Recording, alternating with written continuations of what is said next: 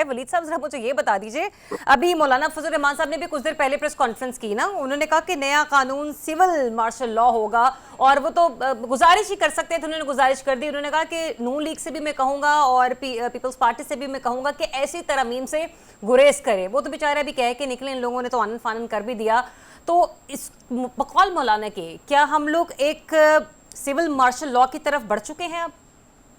देखिए सिचुएशन इसी तरह की है और क्योंकि एक पार्टी जो काफ़ी यानी कि सबसे बड़ी पार्टी क्लेम करती है उसको बिल्कुल आपने साइडलाइन किया हुआ और जमहूरी अमल में बिल्कुल इत्तेफाक राय जो है वो बड़ा ज़रूरी होता है और ख़ास तौर पे इस तरह के जो बिल्स होते हैं, इस तरह की जो तरमीम होती हैं उसमें आपको उनको शामिल करना पड़ता है। मौलाना फजल रहमान का कहना बिल्कुल ठीक है कि वो अगर इससे वो रिक्वेस्ट ही कर सकते हैं कि इस तरह के काम ना करें, लेकिन हुकूमत जो है वो मज़ीद है कि उन्होंने करवा भी लिया और उनकी एक बात नहीं सुनी। और दूसरा मुझे ऐसा लगता है कोई और भी है जो शायद इस किस्म की तरमीम पर राजी नहीं है। मैं बात कर रही हूँ मियां नवाज शरीफ साहब की। पाकिस्तान में वो मौजूद नहीं हैं जब इन बिलों की मंजूरी हुई है। आपको लगता है कि अगर उन्हें उनकी हिमायत होती इन बिलों को तो शायद वो पाकिस्तान में मौजूद होते और ख़ुद भी वोट कास्ट करते? देखिए वो तो काफ़ी अरसे से खामोश हैं, बहुत सारी चीज़ों के ऊपर उनको एतराज़ात हैं, लेकिन हुकूमत फिर भी उनकी है। यानी कि उनके भाई जो हैं वज़ीर आज़म हैं, उनकी जो बेटी हैं वो चीफ मिनिस्टर हैं, तो सारे जो काम हो रहे हैं ऑब्वियसली वो अगर ख़ुद खामोश हैं इसका मतलब वो रजामंदी भी कर रहे हैं। अच्छा। यानी कोई ऐसा एतराज़ तो उन्होंने नहीं किया कि आप ये काम ना करें। वो पाकिस्तान मुस्लिम लीग नवाज़ को लीड कर रहे हैं और मतलब पार्टी जो है सिस्टम के बेनिफिशियरी तो हुए ना, पार्टी के हेड हैं और वो चाहें तो रोक सकते थे अपनी पार्टी को कि आप ये इस तरह की तरमीम ना करें, तो पार्टी नहीं कर सकती थी।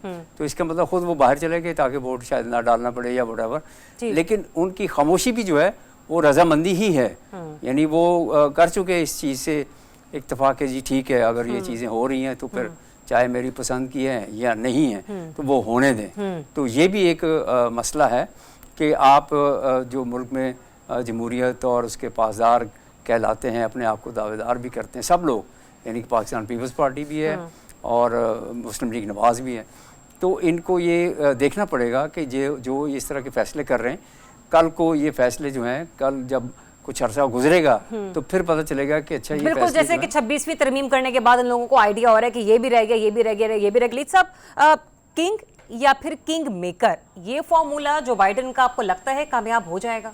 देखिए एक तो पार्टी का फैसला था, पार्टी ने बाइडेन को इसरार किया कि आप ये रेस से निकल जाएं।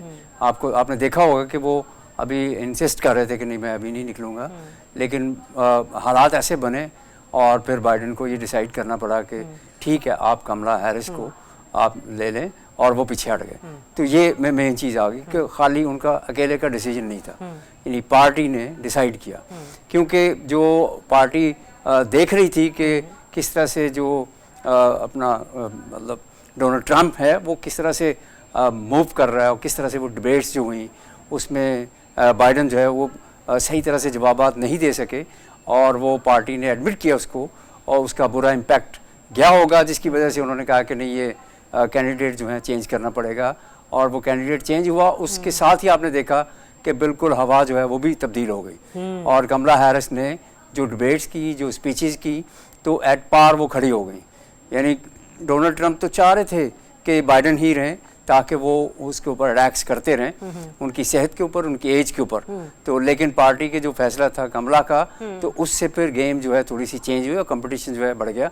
अभी जो हम बात कर रहे हैं कि जी बिल्कुल नेक एंड नेक कंपटीशन चल रहा है, तो वो इसी फैसले के बाद शुरू हुआ।